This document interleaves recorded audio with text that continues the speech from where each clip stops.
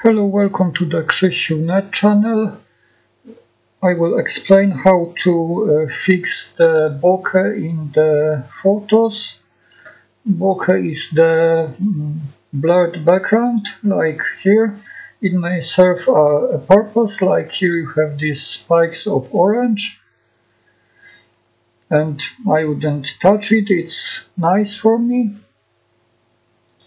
You can have totally blurred background like here, or you can have bad background, very bad. So the first thing I do usually is to duplicate the layer.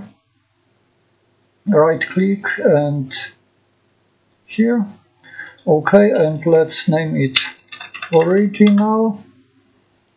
And let's scale it like in half, so everything will be faster. And for that I'm using AI like RunBG. You can use whatever you want. The point is you need to remove the background. Use always as mask.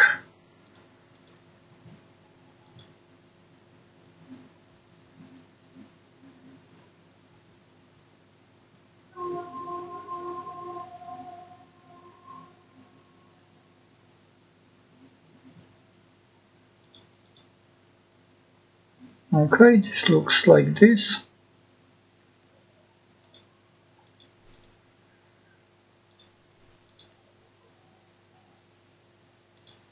Right click, mask to selection, and fill it with color which isn't on your photo, so usually it's pure pink, F0F. You may grow the layer a bit, like let's give it 7 pixels, and fill whole selection. And it can't be like this because you have this feathered fill, or blurred as you wish. So we need select, sharpen, and now it's, as you see, precisely only the color we want to use. Select none.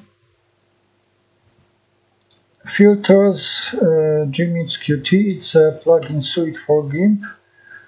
Very good. Let's look for Inpaint. You have a few methods. You may know this from the media articles about Photoshop content aware fill, which is pretty bad compared to this.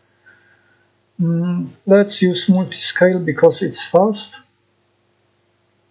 Mask color will be that pink we used, and mask dilation. In this case we can use as fast method as we can, because it doesn't matter much if this is a precise removal or like this. And mask dilation is to avoid a purple ghosty image around it. Okay, it will take a moment because my PC is slow.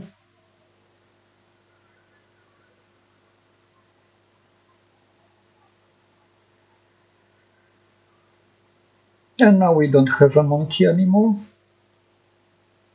Let's copy it from the original again. Mask to selection, Ctrl C, Ctrl V,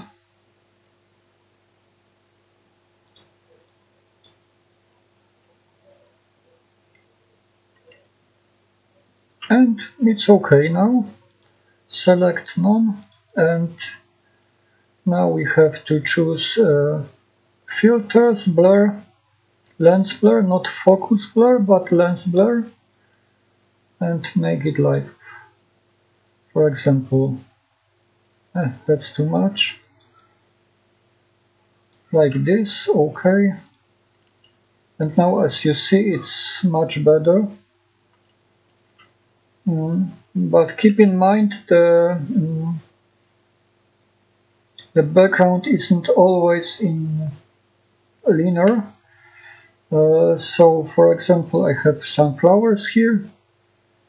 Let's open it in Gimp. And let's say we want to have this part in focus and the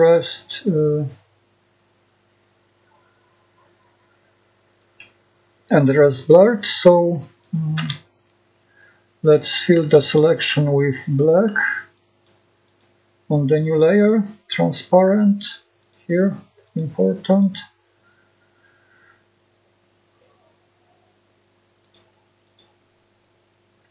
Okay, and let's blur it.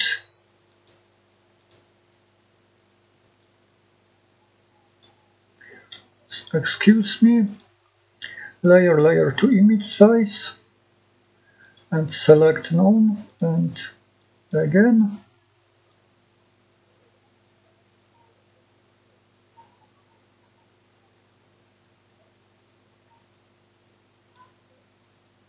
Okay, and let's duplicate it and merge. Right click, merge down. Now new layer, white, and okay, merge down again. Now we can hide it and click again on the main layer. Filters, blur, lens blur, aux input, it here will be this, and radius too big, I mean too slow, it may be fine, but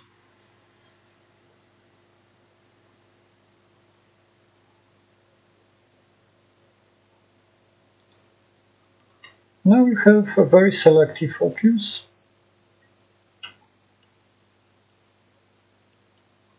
Of course it doesn't look real, but you get the idea. If you want to change somehow this this blur and you don't want to start again, you can use, for example, levels.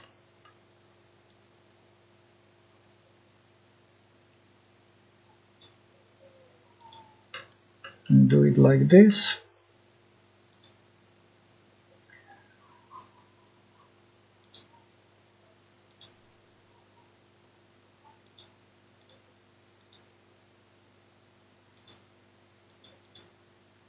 And just remember setting this up, because if you will show the filter again, it's always empty. Even if you would click OK now, it's empty, so every time you need to select that. That may change, I hope, someday. OK, and now it's much better.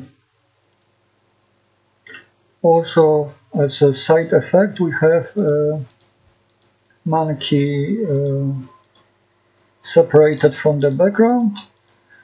So if we want, we can use some background from here. And let's say this, OK. Filter, lens blur.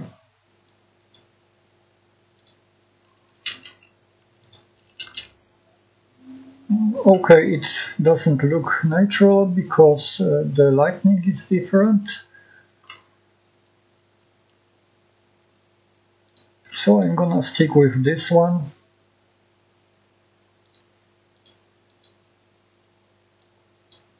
We can merge it down.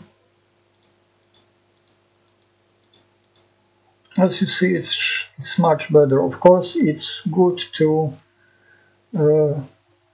do it in your camera settings, so aperture, but it's not always possible if the object is large enough and you want to keep it in focus. You need to have values like 15 or more, but the background will be ugly. You may resort to focus stacking, but usually you need a tripod for that. So sometimes it's perfectly fine to do things in post-process. Okay, I won't bore you anymore. This is all. If you have any questions about this method, you can ask me. Okay, thank you, goodbye.